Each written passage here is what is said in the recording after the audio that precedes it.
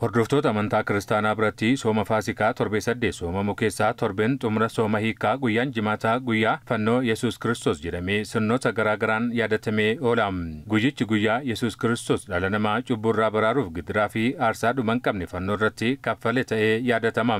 Mana amantaa Ortodoksii Tawaahidoo Itoophiyaatti barsiisaan Wangeelaa Yaadannoo guyyaan Jimaata Guyyaatti Iyyesuus Kiristoos kabajaa fi jaalala dhala namaaf qabu qaraanii irratti mul'isedha jiran. Warra cubbuuf gidiraaf balleessaa jiran ofi ilmi waaqayyoo fannoo gubbarra olee guyyaa gaafa jimaataa fannifame. Namni ana duukaa bu'uu barbaadu fannoo koo baatu. Fannoon gidiraadha. Fannoon qabsoo hadhaawaadha. Fannoo gaafa jennu waa'ee Kiristoosiif ari'amuudha. Waa'ee kiristaanotaatti tun taane waa'ee Kiristoosii fi maqaa keenya hin taane baachuudha. Biyya Oromootaa keessatti akka hoolota qalamanu ari'amuudha. Kanaaf egaa gabaabumatti fannoon ilmi waaqayyoo ilmi Maariyaam Iyyesuus Kiristoos guyyaa gaafa jimaataa addunyaa kana cubbuu keessaa gara ifaatti, badiisa keessaa gara gaarummaatti, hir'ina keessaa gara guutummaatti baasuudhaaf guyyaa gaafa jimaataa kan inni irratti fannifamedha. Gabaabumatti fannoo. Iyyesuus Kiristoos waaqa dhiifamaa ta'uusaa fannoorra osoo jiruu warreen gocha dabaa isa irratti raawwatan arrabsoon isa salphisuuf yaalanii fi itti qoosaniif dhiifama taasisuun hojii fakkeenyummaa gaarii dhala namaaf ta'uu danda'u raawwateera jedhan barsiisaan Wangeelaa Yaadannoo fi tajaajilaan waldaa ulfina Waaqayyoo Raajii Xilaa'uun Tsaggaa'ee. Warra isa gubbaarratti ka'aniif warra jireenyaaf nageenyaaf hoolicha dhufe kana dabarsanii laatanii fi yaa abbaa dhiisiif jedhe. Maal irraa hubanna du'amuu eegga ka'ee booda gara mirga abbaa isaatti ol ba'a. Garuu boriitu addunyaa kana keessa warra jiraataniif nuuf kiristaanota warra kakuu haaraatii fi warra nuyi akkaniif akka isaanii dhiisnuuf. Badii xiqqoo lakkoofnee mana murtii akka waliin dhaabneef bara baraan wal dandeenya akka jiraannuuf namoonni yeroo hundumaa addunyaa irratti cubbuu ni hojjetu gidiraanii geggeessu.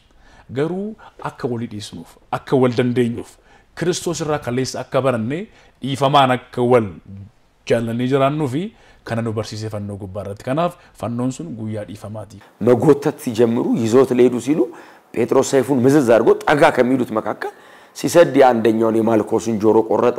ኢየሱስን አርክሰኒ ፉዳን ደሙ ዮ ጀዳን ጴጥሮስ ጎራዴ ሳሉቅፈቴ ወሬን ጎቺቻ ራወታን ኬሳ ጉረሰ ተኮኩት ጃለል ካባይን ኦብሲ ኢየሱስ ክርስቶስ አገርሲስ ዳንጋን ቀብ ወረ ፈኒሱፍ ዱፋን ፈይስ Iyyesuus Phexrosin goraadee kee manne isaatti deebifadhu jedhe. Kana hundarra darbee Iyyesuus Kiristoos isaanumaaf iyyuu aarsaa kaffale. ለመገፍተር ለመግረፍ ለመስቀል ለሚዘጋጀው ሰው ጌታ ኢየሱስ ክርስቶስ ይሞትለት ነበር። Akkuma Iyyesuus Kiristoos fayyina ilma namaaf lubbuusaa tokkicha dabarsee kenne waadaa waliif gallu jechaan osoo hin taane gochaan hojiitti jijjiiruun waan raawwachuu dandeenyu qabatamaan mul'isuu qabna jedhaniiru. Ala inni bitaarra jiru ati yoo dhugaa waaqa taate miyoo fayyisi ala jedhu. Umaan dubbanne waaqa dhagaa asirraa maal hubanna jireenya keenya keessatti ebeluun uumaan baranne maal beeka gaafa jedhanu aarree ka'uu dhiisneetu barumsa baranne itti agarsiisudha hojiidhaan. Kiristoos afaaniin agarsiise hojiidhaan agarsiise du'uu isaa hojiin agarsiise reebamuu isaa hojiin agarsiise. Yaadonni walfaallaa gaarii fi yaraataan fannoo irratti Kiristoosiin mudatan addunyaa har'aaf agarsiistuudha kan jedhan barsiisaan Yaadannoo fi Raajii Xilaa'uun Tsaggaa'ee shakkii keessaa baanee fuuldura keenya ilaaluu qabna jechuun dhaaman. Gaafa fannoo gubbaarra oolu mi'ati gooftaa oduu taate of fayyisi jedhe. Inni mirga irra jiru immoo maal jedhe?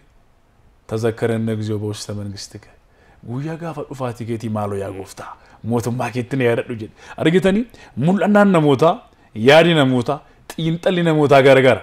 Kanaaf addunyaan keenya guyyaa irraa bakka kumatti kan isheen qoodamteef gaafa laphee isaa guutuudhaan mamii malee shakkii malee waaqayyotti amanuu jireenya bara baraa argata. Kanaafuu addunyaa shakkii keessaa baanee Kiristoosin isa du'amuu akka amannu ergaa of keessaa qaba jechuudha.